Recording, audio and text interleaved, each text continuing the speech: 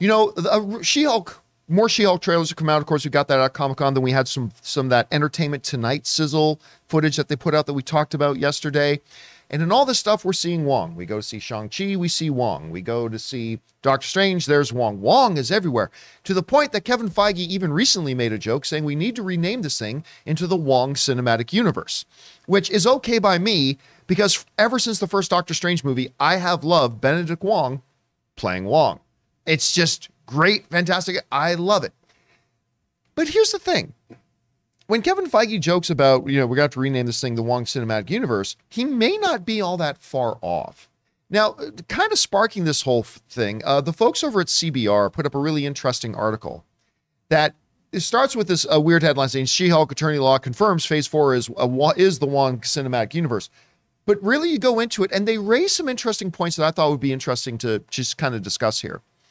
There are, I think, two things because of how just delightful Wong is on screen, right? He's just a delightful, he comes on screen in some ways like Santa Claus. You just feel better when Wong's on screen. I don't know why, you just do. But it feels great when he's there. But I think there are two important things that we lose sight of about Wong that this article kind of points out. Number one, we often forget Wong is literally one of the most, number one, knowledgeable and number two, powerful beings in the universe. We forget he is the Sorcerer Supreme. That's him. He's it. And I think a lot of us, I do forget that sometimes because he's just so delightful. He's singing Hotel California with Shang-Chi and Kate at the end. I mean, and so that's the Wong you think of, the guy you want to go out and have drinks with. But he is, number one of the most knowledgeable beings in the universe. And two, he's up there in the pantheon of some of the most powerful beings in the universe as well. He is the Sorcerer Supreme. The second thing is this, is that in that post-credit scene in Shang-Chi, he's the one who goes and gets, Shang and brings him and Kate in. But we kind of lose sight of the fact, like with the guy, oh, wow, there's Bruce, and oh, wow, there's Captain Marvel. We lose sight of the fact that Wong does seem to be the one now who's pulling everything back in together. Like when something is going on, Wong is the one who goes out and checks it out. We saw that in Shang-Chi, and now we see that going on in the She-Hulk trailers. Like, hey, something big's going on. Wong is the one who takes the initiative and goes out and reaches out to people. It seems like, Rob is always bringing up, rightfully so, bringing up the point that we as the audience don't really know what the Avengers is right now. But from what we've seen in Phase 4, Wong seems to be the one who is reassembling the Avengers. He's the one who seems to be, I've often just referred to him as connective tissue. It seems like he's becoming the connective tissue, but it seems that when you really think about it, it seems like it is more than that. You remember, of course, in Endgame, like in the shambles of what was left of the world, it was Black Widow sitting in the chair and everybody kind of coming in. If you really look back at that Shang-Chi scene, it seems like he's the one who's kind of now in that position and pulling them all together. And while we all kind of recognize that Wong has a bigger role to play in the MCU, I think it may be even bigger than we've been suspecting. And so we were talking the other day about, who's in the Avengers and who could even be leading the Avengers. And I never said Wong. I just immediately went to Captain Marvel, Captain America, Sam, maybe Thor. But I mean, there could be a very, very strong argument that it may actually end up being Wong who's becomes the central figure of that, which would be a very weird idea, yet oddly compelling to me.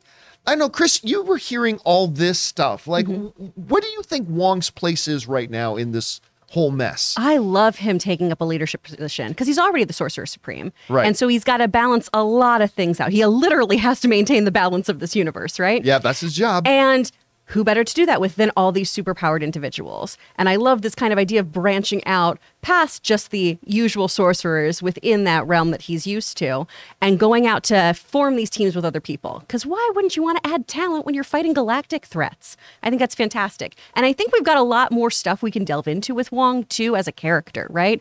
I love that he's been in Kamar-Taj his whole life and is finally learning about pop culture and loves karaoke. I mean, he just learned about Beyonce and now he's singing Hotel California. And And if they pull from the comics too and look into his whole kind of servitude from a familial standpoint, because he comes from a long line of firstborn males that serve the Ancient One, he's now taking his own path away from that kind of thing. And that's really, really compelling storytelling that I think can do a lot of good with talking about duty to oneself and duty to the greater good, and making that kind of a thrust of his narrative within the MCU and becoming a leader with the Avengers. Rob, this whole big wide discussion, Wong's a great character, but like, what do you think what do you think about everything that's been said already? And where do you kind of see his role being moving forward here? Well, I think Wong knows more than he's letting on because he can't let it on yet. It's kind of like when Doctor Strange, when they were battling Thanos, he says, I've seen 5 million outcomes of this and there's only one way to go. And because he was a part of it, he was able to see those outcomes. I think because of Wong's position, he knows that either the universe is unraveling, he knows that Kang is coming, he sees all of this, but he can't tell anybody yet because he can't affect the unfolding. He knows he can't affect the unfolding outcome of events. So what he's been doing is I think he's been shoring up his relationships with people. He even says in the She-Hulk trailer, there are things happening that, that you don't know about or whatever. Yeah, and we're on I the precipice. I think that's where we're at, is that Wong, not only is Wong going to be put in a leadership position fairly soon, he's also the only person that knows about the battle that's coming.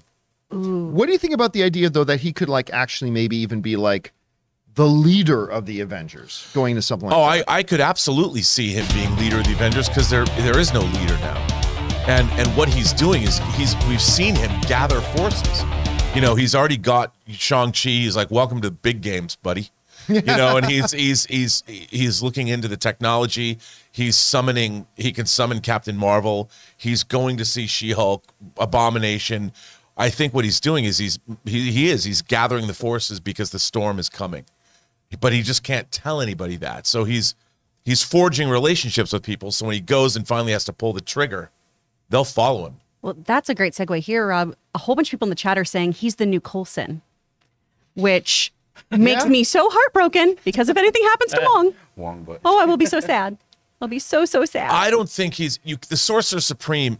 I mean, if anything, he's the new Nick Fury because Coulson was second in command. Yeah. I mean, he is the Sorcerer Supreme just because he's not Doctor Strange.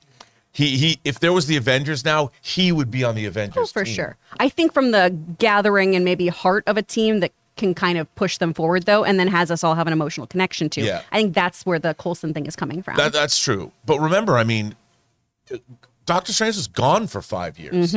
And whatever is happening now, the roots of what was happening were planted when everybody was blipped.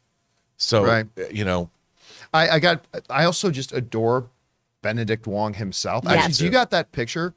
So we got to meet Benedict at an event, and that's Anne dressed up in her Kate Bishop outfit.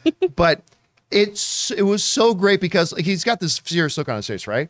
But he comes bounding out to us, like just this jovial, goes, "Hey guys," and blah blah. And it's like, "Hello, are you dressed as Kate Bishop? Yeah, that's so cool." And blah, blah. And then we go in. It's like, okay, ready for the picture? Yeah. And all of a sudden he just. And then it's just a charming, delightful, very, very cool guy. Anyway, guys, question is for you. What do you think is Wong's kind of place right now in the MCU? We meet him in Doctor Strange. You think, okay, so just a far, far off secondary character, whatever, but he seems like maybe he's moving into a very prominent role in the MCU. What do you see his role being? Could he be a de facto leader of the Avengers? Maybe that's too much. Whatever you guys think, jump into the comment section below and leave your thoughts there. Hey guys, we want to take a second and thank the sponsor of this episode, MeUndies. Now you guys have heard us talk about MeUndies, the legendary underwear brand that has totally taken over the podcasting world. And guys, I have been wearing MeUndies for the last couple of months, and I can honestly tell you it changes your day when you start off your day by putting on a pair of the most comfortable underwear you've ever worn, knowing that you're going to be walking in comfort all day in MeUndies. Everyone knows MeUndies for their super soft undies and comfy bralettes, but did you know that they make other stuff too? We're talking durable, cushy socks that will make your feet sing. We're talking super stretchy loungewear. We're talking daily tees, shorts, and rompers that add a little silky softness to your everyday. They even make hoodies for your dog so you can match every important person in your life. Available in sizes of extra small to 4XL and tons of colors and prints, make MeUndies your destination for all things soft and sustainable. MeUndies has a great offer for John Campea Show listeners. For any first-time purchasers, you get 20% off plus free shipping and returns. To get 20% off your first order, free shipping, and 100% satisfaction guarantee, go to MeUndies.com/Campea. That's MeUndies.com/Campea.